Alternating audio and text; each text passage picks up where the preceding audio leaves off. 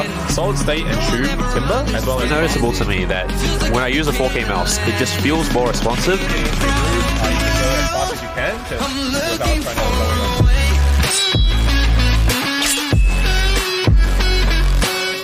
Hey YouTube, welcome to the second video of the Visioneers series. So previously we looked at the EXT, and today we now have the original Phonix. Note that I said original, but that's also because there was later a Phonix limited edition, referred to as LE. Mind you, both the Phonix and the Phonix LE look absolutely amazing. Now recently, Visioneers has also released the Aura, which is essentially an upgrade to the Phonix. And yes, it sounds amazing. I got to demo it. Now I won't talk too much more about Visioneers, but regarding the Phonix, it's actually a successor to the legendary Erlkonig, which released in the past by Visioneers.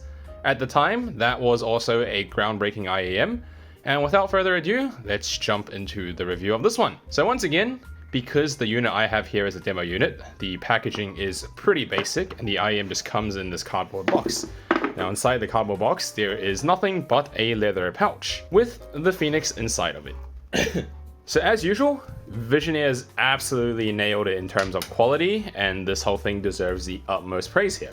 Now first of all, this leather pouch is nothing short of premium, both inside and on the out. Now we can all tell when something is of high quality, good leather, and when something is the cheaper stuff. This is the good stuff. Now next, I want to take a moment to appreciate the zipper. Now why the zipper? Because a bad zipper really triggers my OCD. It doesn't feel nice to use, it's not smooth, and it often feels like I'm gonna break it just by pulling too hard. This zipper, however, you can feel the smooth, yet slightly resistant zip. There's feedback as you pull it, it goes smoothly, I can feel the vibration of each teeth clamping into each other and unclamping going into my fingers, and it's just so nice. Now I don't know about you guys, but a good zipper is just like having a nice volume knob on your audio devices, and we must truly appreciate these little things. Now I don't know if you guys can hear it, but there's my Bliss knob turning. Oh, it's so good. I will refrain from making any sexual innuendos from what just happened. Now as for the IEMs themselves, there are 13 balanced armature setup, which is pretty impressive given the size of the IEM itself, because it's really small. That's what she said! Most IEMs nowadays, with large driver counts, end up being far heavier, far bulkier than the Phonix here. The fit and comfort is also top tier. Visioneers always nails that aspect, especially with this lightweight, and I think everyone should be able to get along with this. The build quality of the IEM is also excellent. Now I don't know if you guys can see it on the camera, but this whole entire black piece is actually made of carbon fiber. You can bring that a little bit closer just for you to have a look. Meanwhile, the outside exterior faceplate is also absolutely stunning. Look at that reflective Phonix logo there with the red and gold. It just looks impressive, it feels impressive, and it is built to be impressive. Visioneers really deserves nothing but praise here. But at the end of the day, it is the sound that matters. And so we'll move into the main discussion now, which is going to be Sonics. So the Phonix is a warm, smooth, mids focused listening. My first impressions when I put these on was, whoa, this sounds horrendous. It's so muddy, and I really can't enjoy it initially. However, the more I listened and let myself have brain burn in, the more I started to appreciate it, especially on certain tracks and genres. Also, depending on the mood that I was in as well and the kind of sound I was looking for, that's what really made this shine. Now at this point, I don't even want to give this back anymore. Don't worry, he did return the Phonix to Visioneers after this video. Otherwise he would have been sued. The musicality on this thing is phenomenal for tracks involving real sounds, especially things like orchestral, classical, acoustics, vocals, and generally relaxed things like that. You know, I throw up some canon in D or some piano solos, it's just magical. Now as usual, we'll have to start with bass. The Phonix does bass okay. Now for this IEM, the sub bass is where it shines. Much more over the mid bass. The sub bass extension is really good, surprisingly. While not being the most bass heavy IEM, the sub bass adds a lot of tonal weight to certain instruments, especially low pitched string instruments, things like the cello, the double bass. It's truly phenomenal for those. You can feel the vibration of every note and strum, the linger, the decay of the note. I really can't emphasize how good it is in this department. The mid bass, however, is where the Phonix struggles a lot more, and there really isn't much impact or satisfaction for mid bass.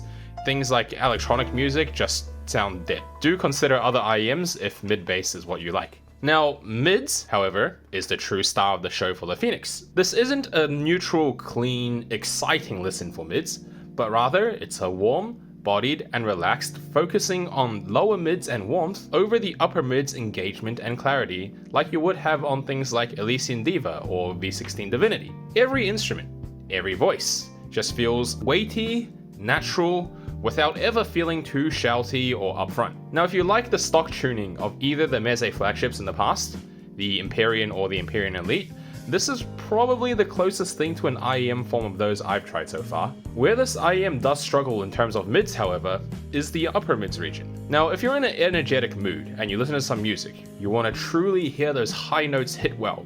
You want to feel the emotion that a singer lets out when they give it their all. The Phonix struggles to give you that last bit of magic and propel you into those peak moments. If you like generally smooth, warm-bodied, nice listen, mid-range magic as I would like to call it though, and listen to genres focused solely on those mids, all day, relaxed listening, never leave you fatigued, then the Phonix is it. Now the treble is where the downfall of the Phonix is, but it suits the intended tonality. Unfortunately, there never really is any sparkle or treble energy on the Phonix. It lacks in the treble extension and air, and unfortunately, it's to the point where it even starts affecting resolution. There is heavily recessed treble on the Phonix in order to create that nice, relaxed and bodied sound. Yet the trade-off is that percussion is quite poorly rendered, as well as high-pitched sounds used in electronic music. Listening to metal tracks, for example, it just sounds like there isn't any crunch or bite on the snares and cymbals and things like that. On electronic tracks as well, the percussion instruments, chimes, tinkles, sparkling in the air and things like that,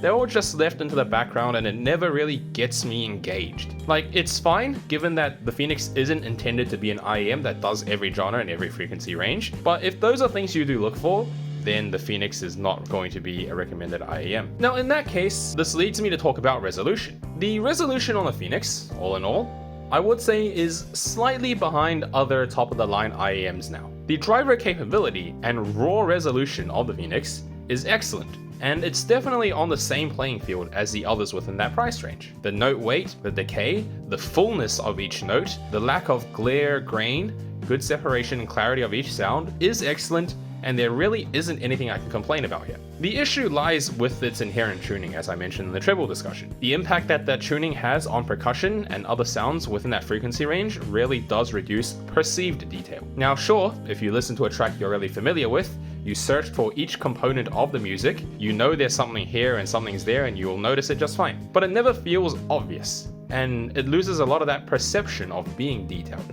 In the case that you listen to a new track that you've never heard before, chances are there is something in the background that isn't as standout on the Phonix that you will switch to a different IEM and all of a sudden go, hang on, that was there. Now, it's furthered because of the emphasis on the lower mids, which can sometimes cover up that little bit of treble detail as well. Therefore, despite excellent driver capabilities, the inherent tuning does bring resolution down a little, and it falls short to some of the others in the top of the line space. The other technicalities of the Phonix are okay at best, but that's all it is. There isn't anything particularly special about any aspect. The separation's okay, the sound staging doesn't actually sound as big as open as some others out there, the speed and dynamics are okay, the positional audio is alright, and I just don't really have much to say for this. So if you are looking for technicalities, this is definitely not the IEM for anyone in the modern market. Instead, the Phonix is more of a specialist IEM for tonality and mid-range emphasis. But with that being said, I do also want to quickly mention a few comparisons,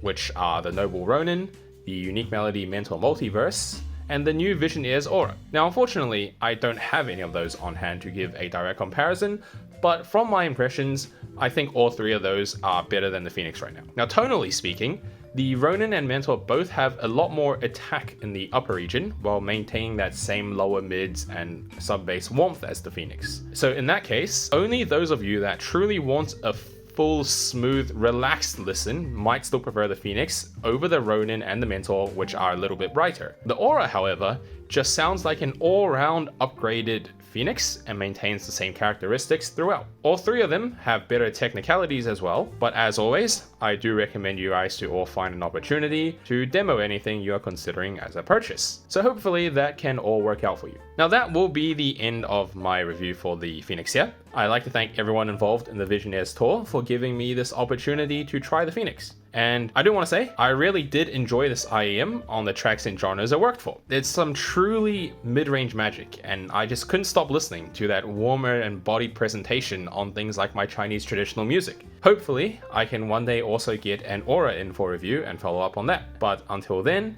see you guys later.